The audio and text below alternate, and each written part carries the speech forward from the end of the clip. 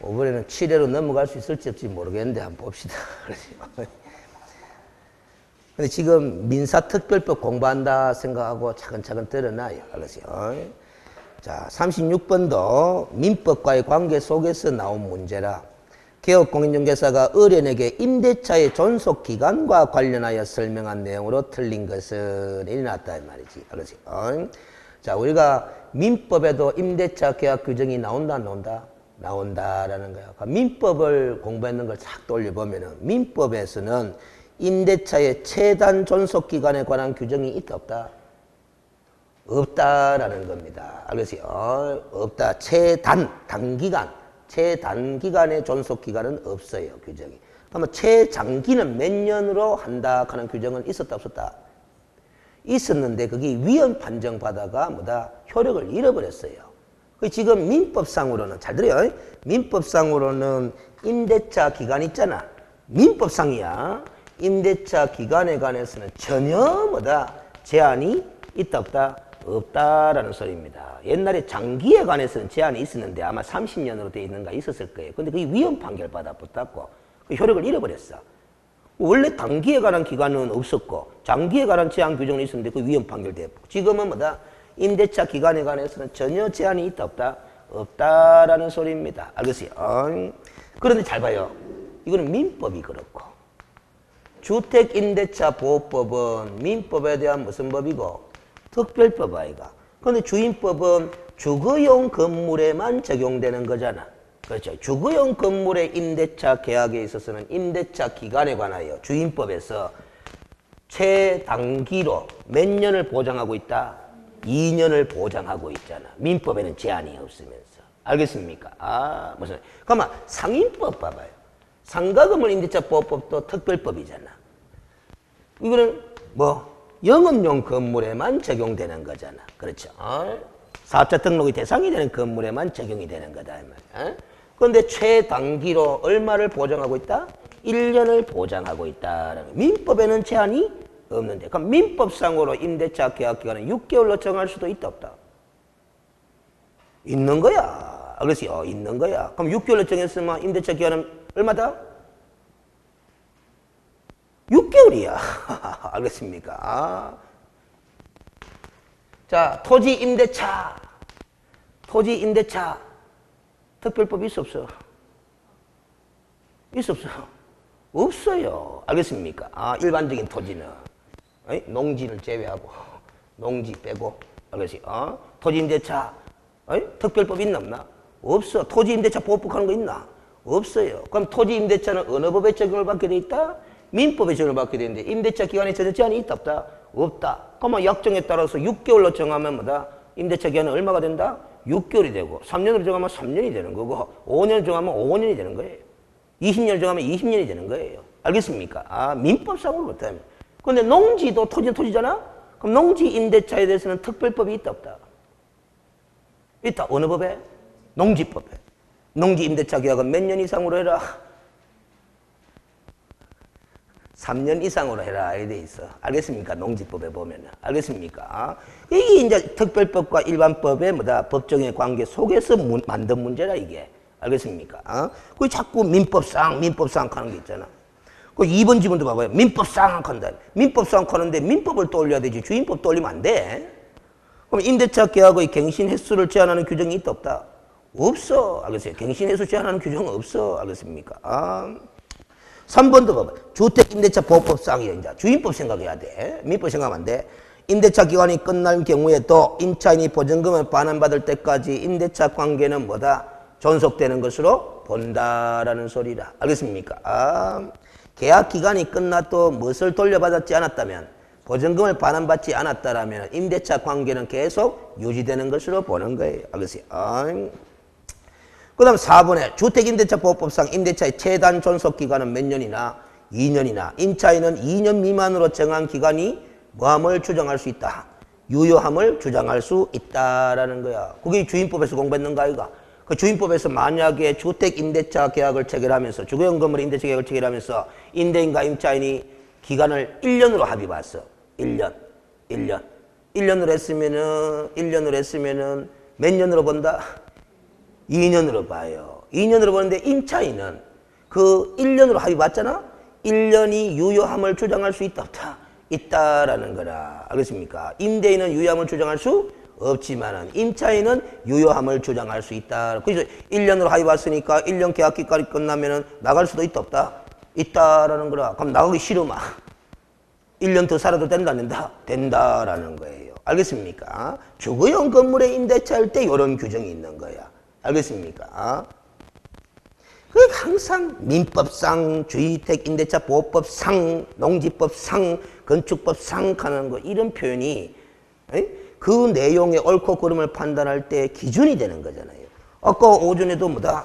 아까 대 하는 거 봐봐. 대. 이거는 어느 법상 개념이다. 어느 법상 용어다. 국토의 공간정보의 구축 및 운영에 관한 법률상 용어야 이거는. 그러면 대지하는 용어는 어느 법상 용어다? 건축법상 용어다라는 거야. 건축법상 용어니까 지목이 아닌 거지.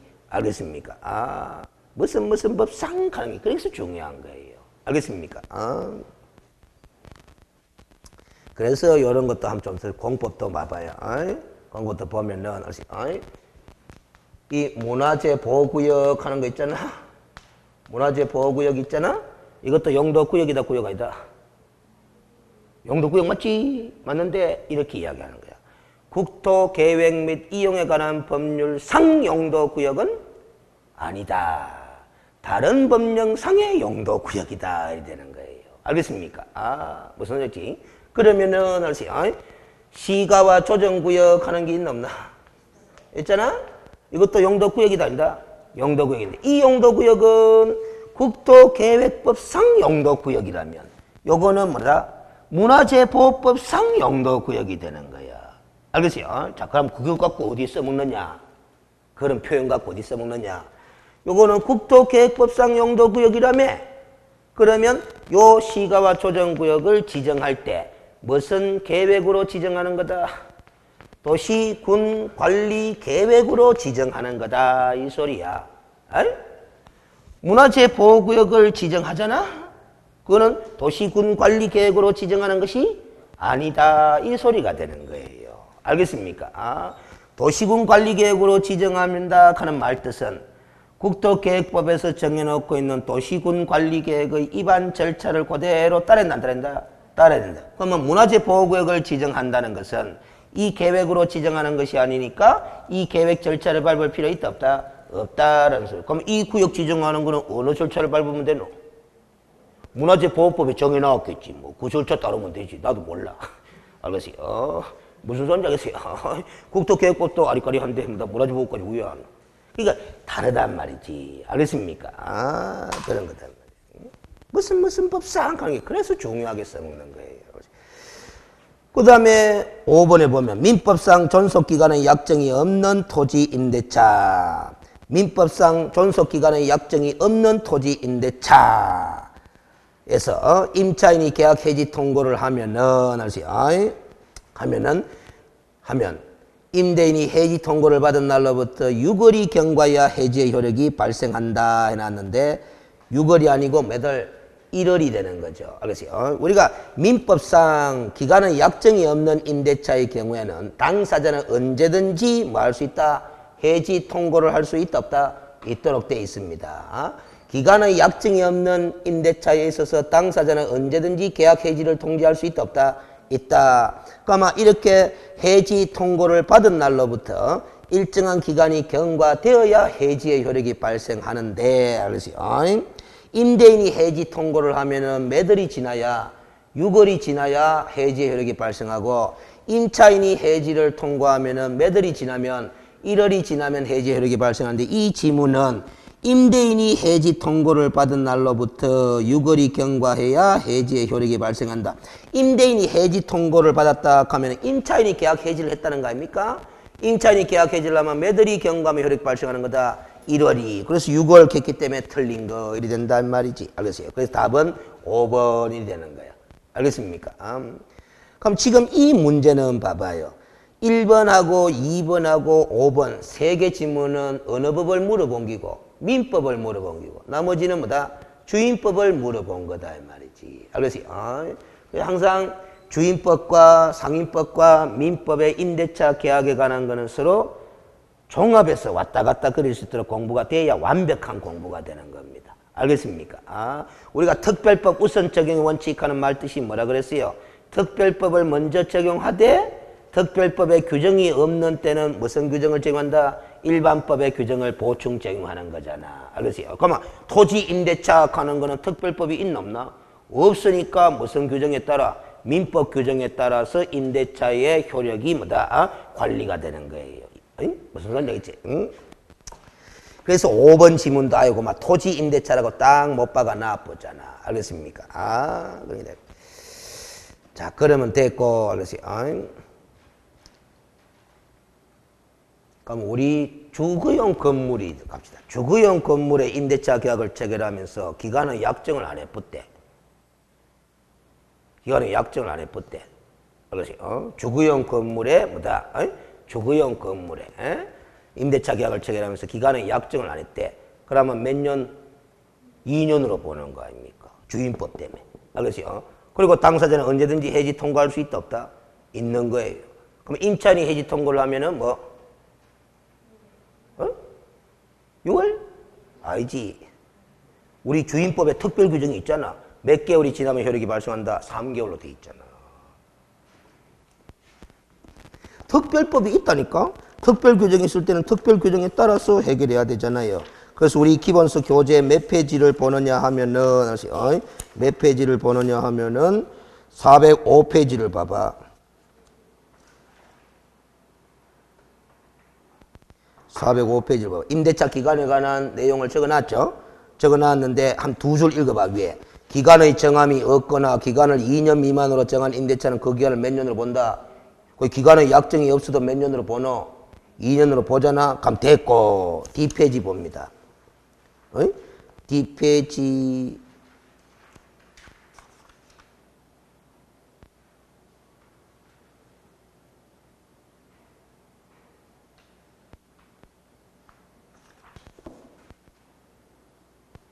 아하, 이게 됐구나. 그러네. 자, 408페이지 봐봐요.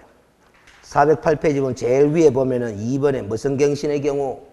묵시의 갱신의 경우 임차인은 언제든지 임대인에 대하여 계약 해지를 통지할 수 있으며 해지는 임대인이 그 통지를 받는 날부터 몇 월이 경과하면 3월이 경과하면 그 효력이 발생한다. 이렇게 되어 있거든. 알았어요? 이 규정을 유추 정의해서 뭐다? 임차인이 해지 통고를 하면 몇 월 이내에 효력이 발생한다? 3월 이내에 이렇게 돼야 되는 거라. 알겠습니까? 자, 그 다음 다시 되돌아옵니다. 이 36번 문제도 그렇게 어려운 문제는 아니었습니다. 알겠어요? 근데 우리가 뭐만 조심하면 되느냐 하면 민법의 내용을 물어보는 지문이냐 주임법의 내용을 지문을 물어보는 거냐 그걸 구별을 잘 하면서 판단하셔야 돼요. 37번도 봅니다. 주택임대차 계약에 대하여 개업공인중개사가 의뢰인에게 설명한 내용으로 틀린 것을 모두 고른 것을 했는데 이것도 25회로 있죠? 그래서 36번 문제도 25회, 37번 문제도 뭐 25회잖아. 그럼 25회 때는 임대차에 관해서 몇 문제나 나왔다? 2문제나 나왔다라는 겁니다. 거기다가 상가금을 임차까지 해가 3문제나 되는 거야. 알겠습니까?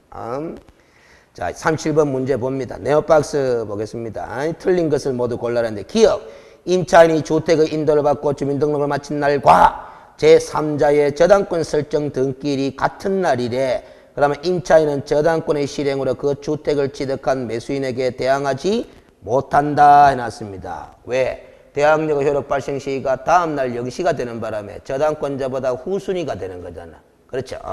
그래서 대항하지 못한다라는 거지. 그래서 이렇게 됩니다.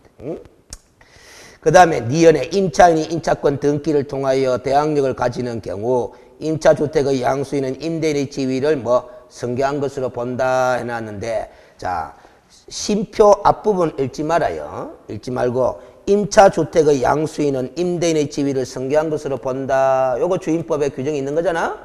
이 규정은 잘 봐요. 민법에 따라서 임차권 등기를 한 임대차의 경우에도 적용이 된다 안 된다? 된다라는 거야. 그래서 자, 이걸 생각하셔야 됩니다. 응? 여러분들 주인법, 주택임대차 보호법의 적용 대상 하는 걸 좀 알아야 되는데, 알겠습니까? 이 주인법의 적용 대상 하는 거는 보호 대상이 되는 임차인이 누구냐라는 거지. 알겠어요? 주인법은 임차인을 보호하기 위한 법 아이가. 그렇죠? 그래서 편면적 강행 규정이다. 그렇게 이야기를 하는데, 알겠어요? 어떤 임차인을 보호 대상으로 하느냐라는 소리야. 알겠어요? 등기되지 않은 임차인을 보호하는 거예요. 알겠습니까? 무슨 소리인지 알겠지? 그런데 우리가 등기된 임차인도 보호한다, 한다? 보호한다라는 거야. 알겠습니까? 그러나 등기된 전세권자 있지? 이 전세권자는 보호 대상이다, 아니다라는 소리입니다. 무슨 소리인지 알겠어요? 그러면 이제 임차인이라면 등기한 임차인이든 등기 안 한 임차인은 다 보호 대상이 된다, 된다라는 소리야. 알겠습니까? 근데 등기할 때 뭐로 등기해버리면? 전세권으로 등기해버리면 주택임대차보호법의 보호 대상이다, 아니다라는 소리라. 알겠습니까? 이것도 또 교재를 또 봐줘야 되네, 또. 알겠어요? 몇 페이지를 보느냐 하면은, 알겠어요? 여기를 보면 됩니다.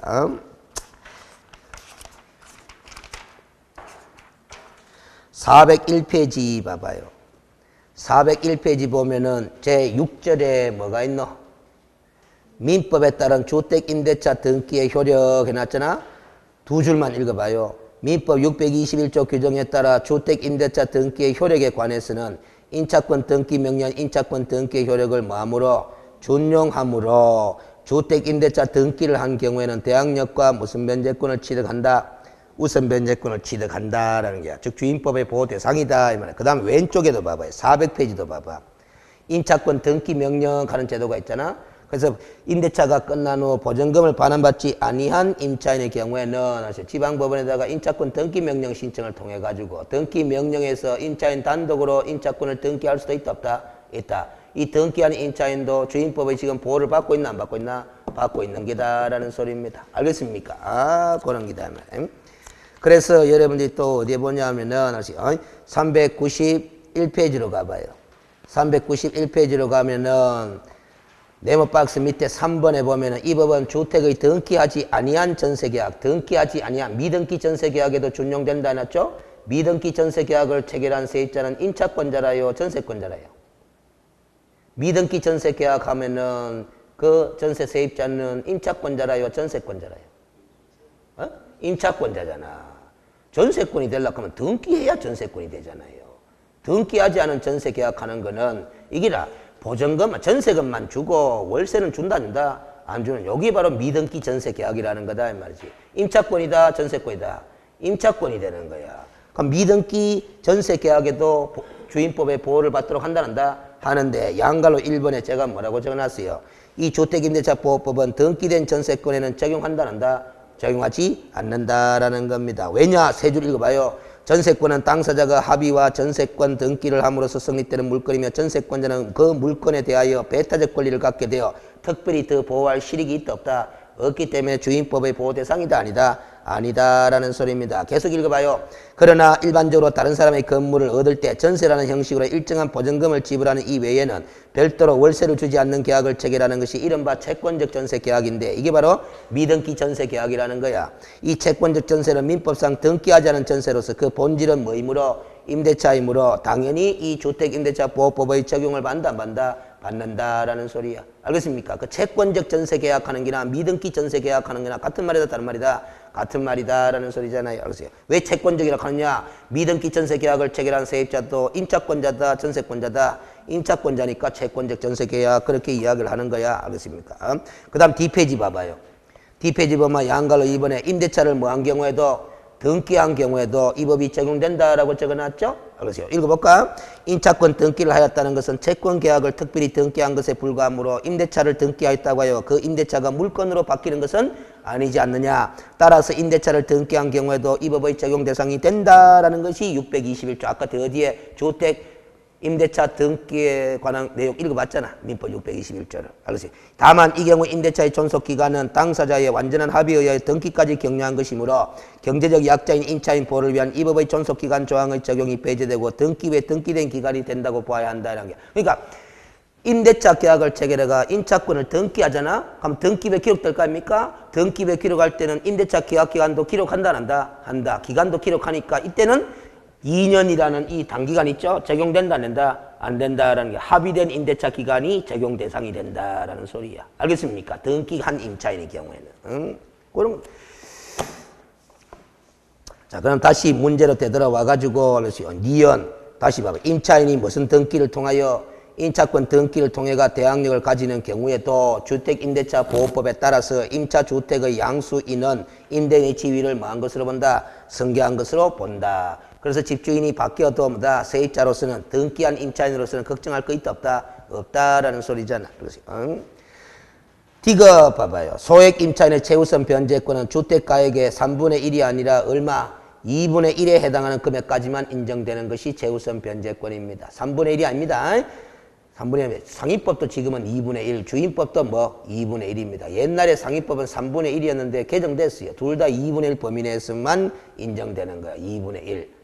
2분의 1. 그래서 아까도 잠시 설명했다시피 봐봐요. 이 주택의 최우선 변제의 보호를 받는 소액 임차인이 여러 명 있어봐. 여러 명 있으면은 우리 아까 대구광역시 같은 경우는 6천만 원에서 2천만 원까지 최우선 변제 준다 했잖아. 2천만 원 최우선 변제 못 받을 수도 있다 없다? 있어요. 왜? 임차인이 여러 명 있으면은 2분의 1 범위 내에서만 2천만 원을 보호해 주니까 2천만 원 다 최우선 변제 못 받고 1,200만 원, 1,300만 원 이렇게 최우선 변제 받을 수밖에 없는 상황도 생긴다 안 생긴다? 생긴다라는 소리다. 알겠습니까? 근데 왜 2분의 1 범위 내에서만 최우선 변제 보호를 해줄까요? 매각대금 전액을 기준으로 보호를 해주면 되지. 왜 2분의 1을 띄놓고 나머지 2분의 1 매각대금만 갖고 뭐다 최우선 변제를 해줄까요? 간단해요. 최우선 변제는 특혜다 특혜 아니다? 특혜라. 알겠습니다. 다른 권리자도 보호해야 된다. 보호해야 된다라는 거야. 그래서 우리가 매각대금의 반틈 갖고 다른 권리자들을 뭐다 보호하자라는 거야. 그럼 나머지 반틈 범위 내에서만 뭐다 특혜를 주자라는 소리다. 알겠습니까? 그런 거다. 여러분들 최우선 변제의 보호를 받는 소액 임차인은 후순위 담보권자보다도 먼저 받아간다 안 받아간다? 먼저 받아가는 거야. 알겠어요? 그럼 여러분들 봐봐요. 보통 우리가 저당권자는 은행들이 많잖아. 건저당권이지만 은행들이 다 저당권자 아닙니까? 그럼 은행들이 대출해 줄 때 건저당권 설정하고 대출해 주잖아. 맞죠? 그럼 건저당권 설정했는데 그 뒤에 세입자가 막 들어와. 대출해 주고 난 다음에 세입자가 막 들어와. 그 전부 다 최우선 변제 다 해줘 버리면 뭐다? 은행에 대출금 회수한다 뭐 한다? 뭐 하는 거예요. 알겠습니까? 그런 게 단 말이에요. 그래서 적어도 매각대금의 2분의 1 범위 내에서만 보호를 해주는 건데, 그래서 여러분들 실무로 가면요, 은행이 대출해 줄 때 특히 다가구 주택 이런 거 있잖아? 방이 여러 개 있잖아? 그러면 방 한 칸당 뭐다? 2천만 원 다 빼뿌리. 사람이 안 살아도 뭐 무조건 담보가치를 얼마를 빼푼다? 2천만 원 다 빼뿌는 거예요. 그래서 우리가 은행에서 담보물로 잡을 때 단독주택은 담보가치가 있다 한다 없다 한다? 없다 해요. 방이 여러 개가 있으니까 방 한 칸마다 얼마 다 빼푼다. 사람이 안 살아도 뭐 세입자가 없어도 빈 방이라도 뭐 2천만 원 담보가치 다 빼뿌는 거야. 무슨 소리인지 알겠어요? 나중에 최우선 변제 해줄 임차인이 뒤늦게라도 등장하면 막 후순위라도 보호해줘야 되거든. 그게 다 같이 빼푼단 말이야. 그래서 은행에서는 담보물로 뭐를 제일 좋아한다? 주택일 경우는 아파트를 제일 좋아하는 거야. 아파트는 방이 3개라도 방 한 칸당 세입자 있나? 없잖아요. 알겠습니까? 그래서 아파트가 확실한 담보 가치가 인정되는 거예요. 단독주택은 아무리 뭐다 집이 커도 방이 여러 개 있으면 담보 가치 다 떨어져 버리. 알겠어요? 그런 거 그러면 이제 뭐 주택보다도 더 확실한 담보물은 뭐 땅이지 뭐. 그렇지. 알겠어요? 자, 그 다음 됐고, 리얼 봐봐. 주택임대차 계약이 묵시적으로 갱신된 경우, 임대인은 언제든지 임차인에게 계약 해지를 통지할 수 있다. 임대인은 했기 때문에 틀려버렸잖아. 누가? 임차인은 언제든지 임대인에게 계약 해지 통지할 수 있다. 임대인과 임차인 위치가 뒤집어져 본 거지. 알겠어요? 그래서 틀려버렸어. 그래서 디귿과 리얼이 틀렸네. 알겠어요?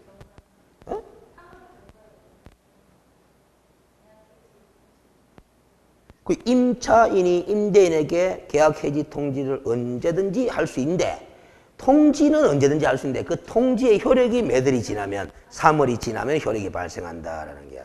통지하는 것과 그 통지의 효력이 발생. 아까 우리가 법조문 읽을 때 통지의 효력은 3월이 지나야 효력이 발생한다 했잖아. 그 말 뜻은 임차인이 이제 임대인에게 나 집 나갈랍니다. 이사 나갈랍니다. 하는 게 임대차 계약을 해지하겠다는 통지하는 거잖아. 그러면 3월이 지나야 효력이 발생한다 하는 말은 임대인은 보증금을 몇 개월 이내에 돌려주면 된다. 3개월 이내에 돌려주면 된다. 그 소리가 되는 거예요. 그렇지? 그 다음 38번 갑니다. 이 문제는 지금 못 냅니다. 알겠어요? 못 냅니다. 이 문제는. 22회 때 기출된 문제인데 지금은 이렇게 못 내요. 알겠어요? 해설을 참고해 보시면 알 거예요. 왜 그러냐면은, 여러분들 해설을 봐도 좋은데, 알겠어요? 우리 교재를 봅시다. 교재를 보면은 몇 페이지를 보느냐 하면은, 몇 페이지를 보느냐 하면은, 408페이지를 봐봐요. 408페이지. 408페이지를 보면은, 거기에 차임등 하는 게 나오죠. 10절에. 나오죠. 거기에 보면은 관련 판례 밑에 보면 2번이 있어. 이 2번 갖고 만든 문제인데, 알겠어요? 읽어봐요.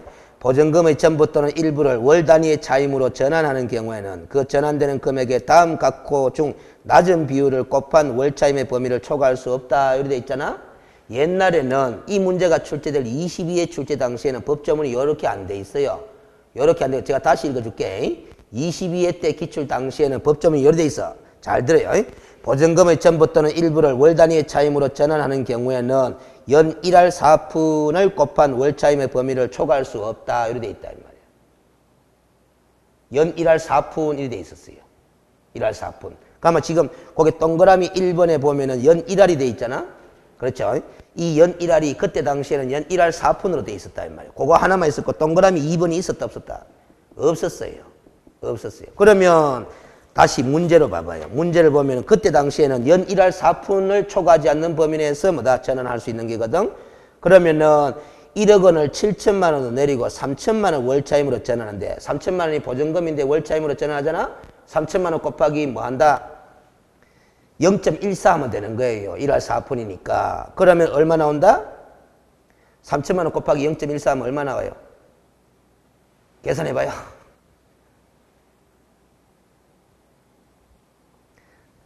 난 계산 빨리 뭐야? 계산기. 3천만 원 곱하기 0.14 하면 얼마라요? 420만 원을 12개월로 나눠봐요. 월차임으로 나눠야 되니까. 12개월로 나누면 얼마 나온다?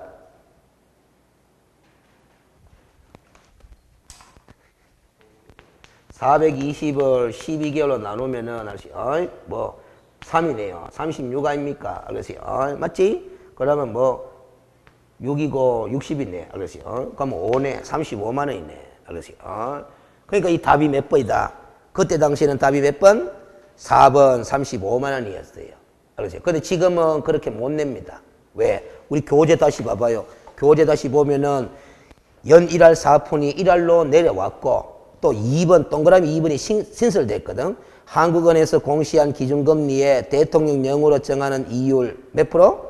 33.5%를 더한 비율이래요. 그럼 현재 한국은행의 공시금리가 얼마라요? 1.75%거든? 1.75에서 3.5% 더하면 얼마고? 5.25%입니까? 그렇죠? 아마 1할, 연 1할하고 5.25% 중에서 알겠어요? 낮은 비율을 곱한 월차임의 범위를 초과할 수 없도록 돼 있거든. 알겠어요? 무슨 소리? 연 1할이 낮아요? 아니면 5.25%가 낮아요? 5.25가 낮죠. 그 5.25를 갖다가 3천만 원에 곱해가지고, 알겠어요? 그걸 12개월로 나누어서 뭐야, 전환하는 거다라는 소리야. 무슨 소리냐 있죠? 지금은 22회처럼 시험 문제를 못 냅니다. 그리고 지금은 개정된 법에 따라서 문제를 구성하려도 오류가 될 가능성이 있어요. 왜? 한국은행이 공시한 기준금리가 변한다, 안 변한다? 변하기 때문에, 알겠어요? 그런데 이제 계산 문제를 이렇게 낼 때는 기준금리를 제시해 줄 수도 있다, 없다? 있거든. 제시해 주면 거기다가 몇 프로를 더해야 된다? 3.5%를 더해야 되는 거야. 무슨 소리인지 알겠죠? 그렇게 계산하는 겁니다. 응? 그 보증금을 월세로 전환할 때 산정률을 제한하겠다라는 소리야. 알겠습니까? 다시 문제로 되돌아옵니다. 39번 문제로 갑니다. 개업공인중개사가 임대인 각과 임차인 을 사이에 주택임대차 계약을 중개하면서 그 계약의 갱신에 대하여 설명하고 있다. 주택임대차 보호법에 있는 관로안에 들어갈 내용으로 옳은 것은, 그러니까 이 문제 스타일은 법 조문을 그대로 네버 박스 안에 적어 놓고 들어갈 용어들을 관로를 뻥 비워둔 거예요. 알겠습니까? 자, 첫 번째 봅니다. 첫 번째 봅니다.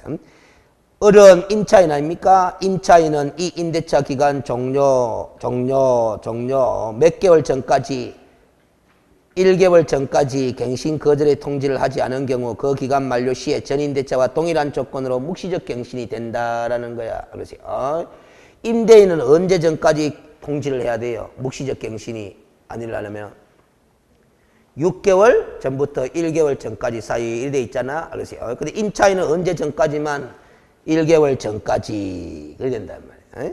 그다음 두 번째, 임차인이 몇 기의 차임액을 연체한 경우는 묵시적 갱신이 허용되지 않는다.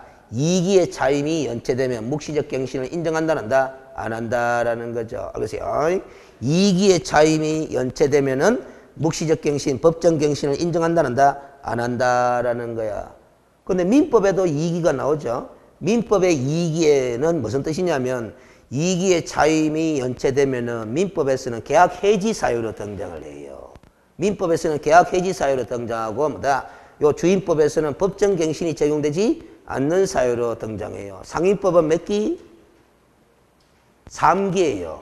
상임법은 3기의 차임을 연체했다 하면 그건 무슨 사유냐? 알겠어요? 계약갱신 요구를 거절할 수 있는 사유야. 알겠습니까? 계약갱신 요구를 거절할 수 있는 사유. 그리고 해지 사유로도 적용이 되는 거고. 알겠습니까?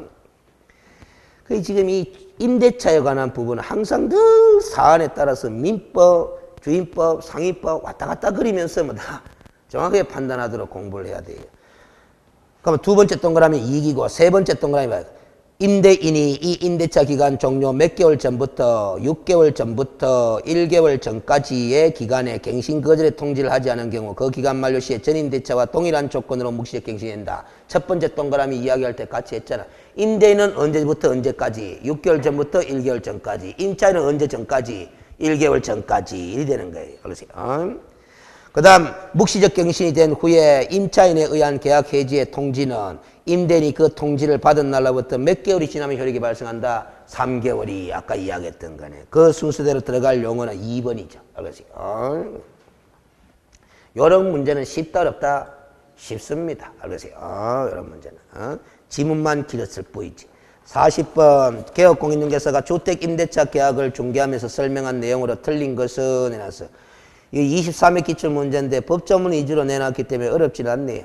1. 당사자 합의로 임대차 계약 기간을 1년으로 정한 경우에 임차인은 그 기간이 유효함을 주장할 수 있다 없다? 있다. 오죠. 그렇죠.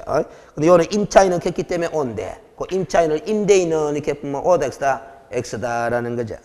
2번 주택의 미등기 전세 계약에 관해서는 주택임대차 보호법을 준용한다 한다? 준용한다. 적용 대상이다. 아까 봤잖아.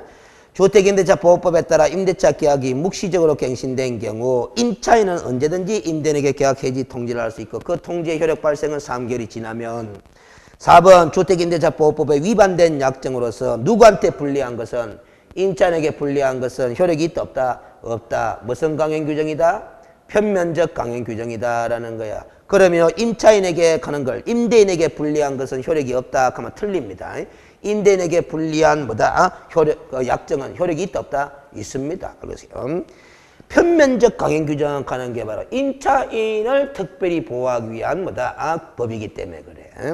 5번 임차인이 대항력을 취득하려면 주민등록 전입신고 이외에 임대차 계약정서상에 확정일자도 받아야 한다. 오다 X다? X다. 대항력은 확정일자 안 받아도 대항력 발생하나 안 하나? 하잖아. 이사와 전입신고만 하면 되니까. 알겠어요? 그래서 5번이 틀려버렸다라는 거야. 알겠어요? 근데 5번이 틀린 건데 이런 건 쉬운 거잖아요. 내용적으로. 그런데 하도 수험생들이 주임법 공부하다 보면 주장하려고 하면 자꾸 확정일자 받아야 된다 하는 이 강한 관념 때문에 문장을 읽다가 슬쩍 해본다. 지금 앞부분이 대항력을 취득하려면 겠지. 우선 변제권을 취득하려면 하는 말 안 썼잖아. 그러니까 확정일자는 필요 없는 거예요. 알겠습니까? 아, 고려된 기다. 그 다음 10분만 더 합니다. 그래서 취례를 해야 될까 이거. 그래서 자, 취례 봅니다. 취례. 개업공인중개사가 1번입니다. 개업공인중개사가 주택임차 의뢰인에게 설명한 주택임대차 보호법상의 대항력의 내용으로 옳은 것은 하는데 다툼이 있으면 판례에 의하면 하는데 아마도 지문 5개가 전부 다 판례 입장을 물어본 것 같아요. 1번 2011년 9월 5일에 주택의 인도와 주민등록을 마친 임차인에게 대항력이 생기는 시점은 언제다? 2011년 9월 6일 오전 0시부터다. 다음날 0시 맞아요 안 맞아요? 맞지? 오네 기쁘다 이렇게 되는 거야. 문제가 어려울 것 같았는데 답이 1번에 탁 지나오고 그 내용도 쉽다 이 말이지. 2, 3, 4, 5 읽어본다 안 읽어본다? 안 읽어보지만은 우린 연습이니까 읽어보자. 한 집안에 다가구용 단독주택, 단독주택이래. 한 동만 있는 경우 임차인이 전입신 곳이 그 지분만 기재하고 편의상 부여된 호수를 기재하지 않았다면 대항력을 취득하지 못한다 해놨는데 지분은 기재했으면 됐나 안 됐나? 됐죠? 대항력 취득한다는 거죠? 틀려버렸다. 임차인이 전입신고를 올바르게 하고 입주했으나 누구의 착오로? 공무원의 착오로 지분을 잘못 기재했을 그럼 누구의 잘못이다? 공무원의 잘못이니까 대항력을 행사하는데 지장이 있었으면 된다 안 된다? 안 된다라는 겁니다. 그래서 잘못 기재했다면 정정될 때까지 대항력이 생기지 않는다. 그렇기 때문에 틀려버렸어. 공무원의 착오로 지분을 잘못 기재했다더라면 대항력을 주장하는데 지장이 있다 없다? 없다. 이렇게 알아야 돼요. 본인이 잘못해가지고 전입신고를 잘못했으면 정정될 때까지 대항력은 발생되지 않습니다. 알겠어요? 4번 주식회사인 법인이 나서 주식회사인 법인이 주택을 임차하면서 그 소속 직원의 명의로 주민등록을 마치고 확정일자를 구비한 경우에도 주택임대차 보호법이 적용된다 해놨습니다. 알겠어요? 주식회사인 법인이 나서 이게 좀 문제가 됩니다. 알겠어요? 주식회사인 법인 그걸 동그라미 딱 쳐요. 알겠어요?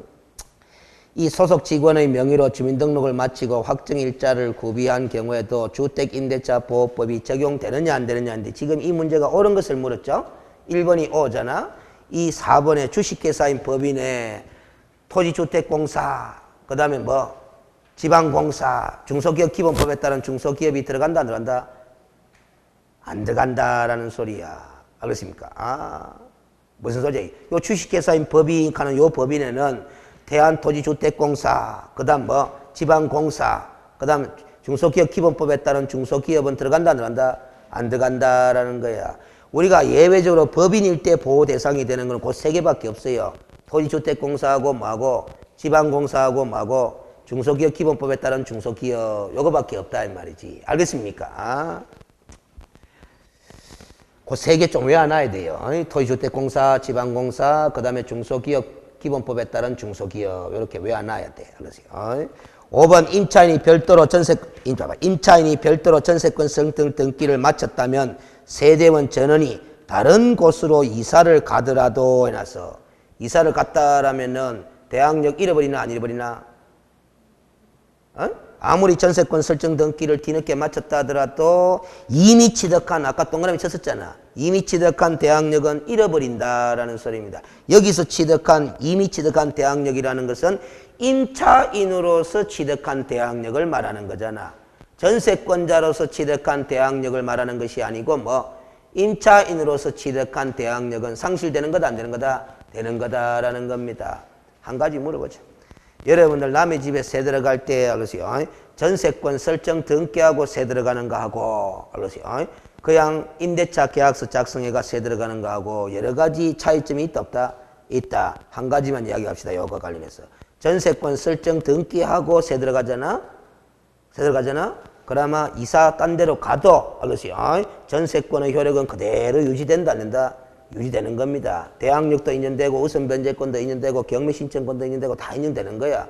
그런데 임대차 계약을 체결해가 새 들어가잖아?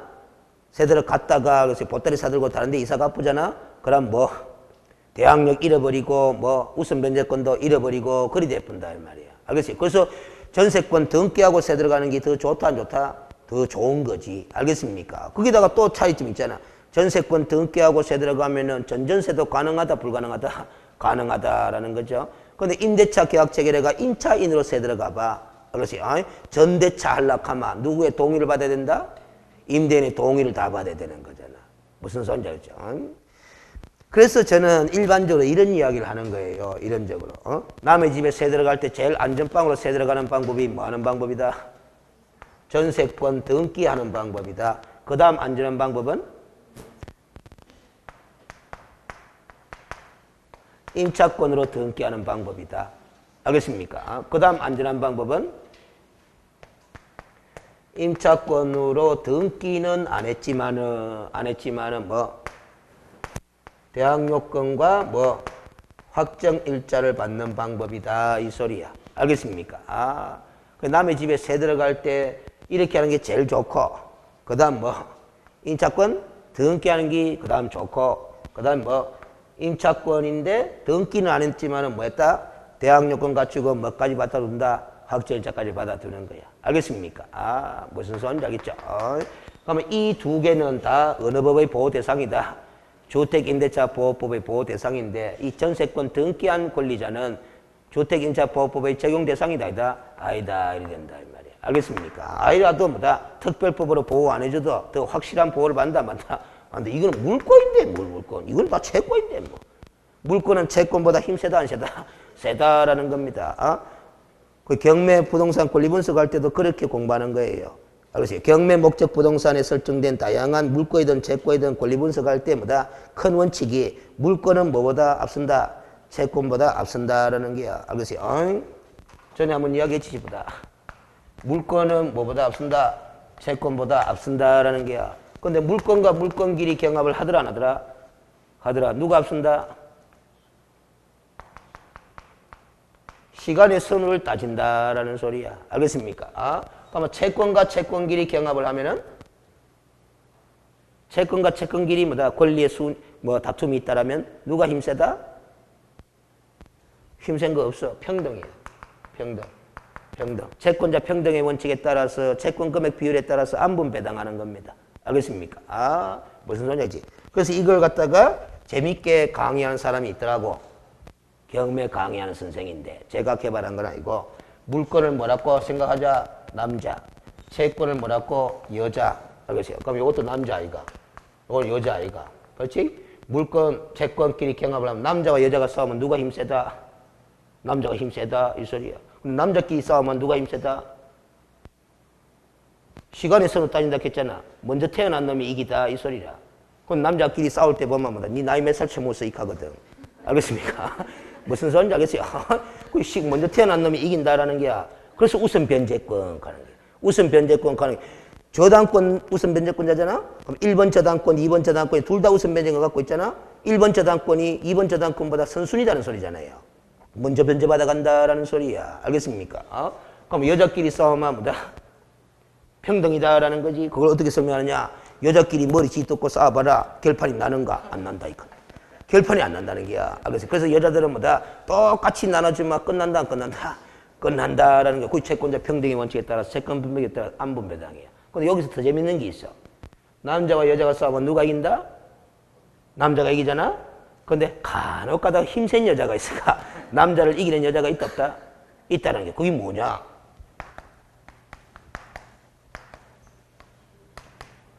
최우선 변제권을 가진 채권자들이야.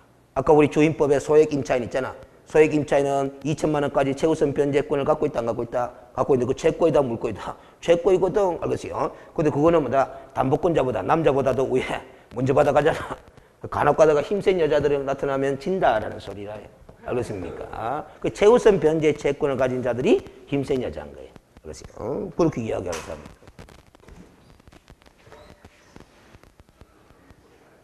그 다음 됐고 2번 문제를 봅니다. 개업공인중개사가 갑소유의 엑소주택을 을에게 임대하는 임대차 계약을 중개하면서 양 당사자에게 설명한 내용으로 옳은 것은 해놨습니다. 1. 을이 엑소주택의 일부를 주거 외의 목적으로 사용하면 주택임대차 보호법의 적용을 받지 못한다라는데 못한다 해가 틀려버렸어요. 자, 주거용 건물의 임대차에 적용되는 법이 주임법이잖아. 근데 주거용 건물의 일부를 비주거의 용도로 사용하는 경우에도 주임법의 보호를 받는다, 안 받는다? 받는다. 반대로 비주거용 건물의 일부를 주거용으로 사용하는 경우에는 주임법을 적용한다, 안 한다? 안 한다라는 거죠. 알겠습니까? 뭐 한다 카이 틀려버렸네. 2번 임차권 등기 명령에 따라 등기되었더라도 엑소주택의 점유를 상실하면 어른 대항력을 잃는다 해놨는데 잃는다 하는 바람에 틀려버렸어요. 알겠어요? 여러분들한테 질문부터 먼저 해봐야 되겠다. 임차권 등기 명령이 뭐예요? 뭐예요? 안 묻겠습니다. 그러면 임차권 등기 명령 신청은 누가 합니까? 임차권 등기 명령 신청은 누가 합니까? 자, 또 임차인 이렇게 답이 나오죠. 그렇게 공부하면 실수로 틀리는 거야. 임차인은 임차인인데 모든 임차인이 아니고 임대차 계약기간이 끝났는데 종료된 후에도 보전금을 반환받지 못한 임차인이 임차권 등기 명령 신청하는 거라. 알겠어요? 왜 그런 제도를 만들었느냐? 임차권 등기 명령 제도를 만든 취지를 알아야 돼. 잘 봐요. 책에는 설명 안 돼 있어. 알겠어요? 취지가 뭐냐면 원래는 임차권 등기 명령 제도가 없었어요. 옛날 법에는. 근데 왜 만들어졌느냐 하면은 임대차 계약 기간이 종료돼 가지고 세입자인 임차인이 이제 이사 나가야 될 상황이 생겼어요. 알겠어요? 정권 때문에 이사 나가야 되는데. 근데 임대인이 보전금을 돌려줄 돈이 준비돼 있다, 안 돼 있다? 안 돼 있다. 근데 임차인은 이사 나가야 되겠고 보전금을 돌려줄 상황이 못 되고. 알겠어요? 임대인이 뭐 띠묻겠다 한 것도 아닌데 돈이 준비 안 되고. 그러면은 이사 나가버리 봐. 대항 요건을 잃어버리죠? 그럼 무슨 변제권도 상실돼 버린다? 우선 변제권도 상실돼 버리. 그러면 임차인으로서는 지위가 상당히 뭐다? 악화돼 버리거든. 그래서 뭐 해놓고 나가자? 뭐 해놓고 나가자? 등기해놓고 이사 나가자라는 거야. 알겠습니까? 그럼 그걸 등기하려고 하면 임대인이 협조가 있어야 되나 없어야 되나? 있어야 되는데 보전금을 반환을 안 해준 임대인이기 때문에 협조가 안 되거든? 그래서 임차인 단독으로 법원에다가 임차권 등기 명령 신청을 내. 그래서 법원이 임차권 등기 명령을 내리면은 그 등기 명령에 따라서 임차인이 단독으로 뭐 하면 된다? 임차권 등기를 하면 돼. 그럼 등기하고 난 다음에 이사 나가면은 대항력은 뭐다? 상실된다? 그대로 유지된다? 유지된다라는 거예요. 그거 틀려버렸잖아. 그 다음, 을이 X주택에 대한 대항력을 취득하려면 확정일자를 요한다는데 대항력을 취득하려면 확정일자 필요 없잖아? 아까 나왔던 게. 을이 대항력을 취득한 후 X주택이 병에게 매도되어 소유권 이전 등기가 격려된 다음에 을이 주민등록을 다른 곳으로 옮겼다면은 병의 임차 보증금 반환 채무는 소멸한다는다? 소멸하지 않는다라는 겁니다. 알겠어요? 임차 보증금 반환 채무는 뭐다? 새로운 소유자에게 승계되는 것이 아니고, 알겠어요? 과거 병에게 그대로 유지가 되는 거야. 알겠어요? 을이 주민등록을 다른 곳으로 옮겼다 하더라도, 알겠어요? X주택이 병에게 매도되어 소유권 이전 등기가 격려돼 버렸다면 이 병은 임대인의 지위를 뭐 한 거다? 승계한 거잖아. 알겠어요? 그래서 임차 보증금 반환 채무는 소멸하지 않는 거다라는 소리야. 5번, 을이 경매를 통해 X주택의 소유권을 취득하면 을이 지금 세입자잖아요. 맞죠? 임차인인데 경매를 통해 자기가 세대로 사는 X주택의 소유권을 취득해버렸대. 그러면 각각 을 사이 임대차 계약은 원칙적으로 종료된다 해놨는데 옵니다. 왜냐하면 을이 소유권자가 되어버렸잖아. 근데 이 소유권자가 또 무슨 권자? 임차권자잖아요. 그러니까 민법에서 두 글자로 뭐 혼동 가는 기다. 혼동. 알겠어요? 혼동으로 인해서 임차권은 뭐 해버린다? 소멸해버린다라는 소리입니다. 알겠어요? 그 원칙적으로 종료된다. 그게 혼동으로 소멸된다. 그런 말 뜻이거든. 그래서 이렇게 되는 거다. 알겠어요? 3번까지만 합시다. 조선 사람은 3을 좋아하니까. 자, 갑은 2017년 1월 28일 자기 소유의 X주택을 2년간 을에게 임대하는 계약을 체결하였다. 갑은 임대인이고 을은 임차인이다. 개업공인중개사 이 임대차 계약을 중개하면서 주임법을 설명한 내용으로 옳은 것을 의뢰했는데 1. 을은 임차인으로서 공정인법에 따른 공정인으로부터 확정일자를 받아도 된다, 낸다? 된다라는 겁니다. 확정일자 부여기관은 공정인도 되죠? 그렇죠. 2번 임차인이 X주택의 일부를 주거 외의 목적으로 사용하더라도 주택임대차 보호법이 적용된다라는 거지. 3번 임대차 계약이 묵시적으로 갱신된 경우 갑은 임대인이잖아. 임대인은 언제든지 임차인에게 계약해지를 통지할 수 있다. 틀려버렸네. 갑 대신에 뭐를 집어넣어야 오다? 을을 집어넣어야 오가 되는 거죠.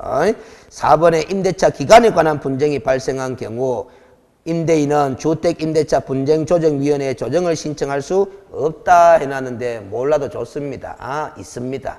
그래서 여러분들이 중요성은 없는데 주택임대차 보호법에 최근 한 3년 전인가 제도가 하나 신설됐어요. 주택임대차 분쟁조정위원회에 가는 제도가 신설됐단 말이에요. 그래서 이 주택임대차 분쟁조정위원회에서는 차임이나 월세나 보증금에 관한 분쟁이 있잖아. 이런 것도 조정 신청할 수 있고 또 임대차 기간에 관한 분쟁도 조정 신청할 수 있고 또 보증금이나 목적물인 주택의 반환과 관련해서 분쟁이 발생해도 조정 신청할 수 있고 또 그 임차 주택의 유지, 보수, 수선 있죠. 이와 관련된 분쟁도 조정 신청할 수 있다 없다? 있다라는 겁니다. 그래서 여러분들 이 생각하면 돼요.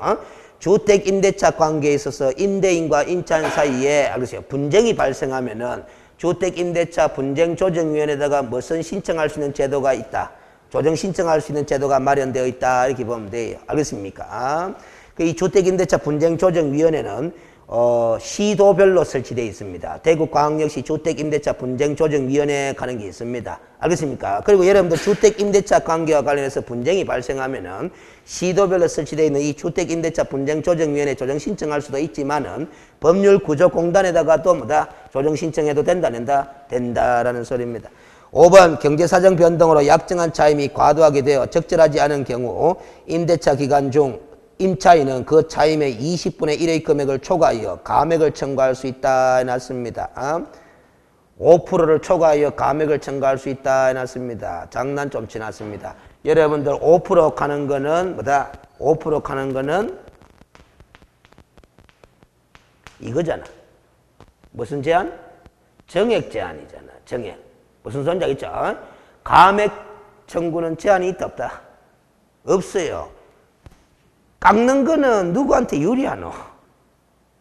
임차인한테 유리한 거잖아. 그러니까 감액에 있어서는 제한이 있다 없다? 없다. 5% 감액하든 10% 감액하든 20% 감액하든 감액 가능하다 불가능하다? 가능하다. 그런데 정액을 할 때는 몇 프로를 초과하면 안 된다? 5%를 초과하면 안 된다. 20분의 1이 5% 아닙니까? 알겠습니까? 그렇게 요는 감액 청구할 수 있다고 해서 오라. 알겠어요? 이런 것도 문장을 조선말을 끝까지 안 읽고 5% 자꾸 그것만 생각하다 보면 뭐 틀리게 비는 거예요. 감액은 5% 제한을 안 받아. 알겠어요? 자, 그렇게 하고 나머지 4번부터 알겠어요? 40번까지는 또 다음 주에 또 하겠습니다. 하고 8회는 또 그 다음 주에 하지. 알겠어요? 그렇지. 어차피 기본서도 진도를 넘어가야 되니까. 알겠어요? 근데 지금 지난주하고 5번짝을 풀다 보니까 봐봐요. 실무 쪽의 문제는 결국 봐봐. 민사특별법에 명의신탁하고 주임법, 상임법 이런 것들이 많이 활용된단 말이야. 그 공부 좀 하면 그 과목도 도움되고 요 과목에서도 두세 문제 맞출 수 있는 기회가 되니까 그래서 좀 열심히 봐둘 필요가 있는 법들이에요. 자, 마칩시다.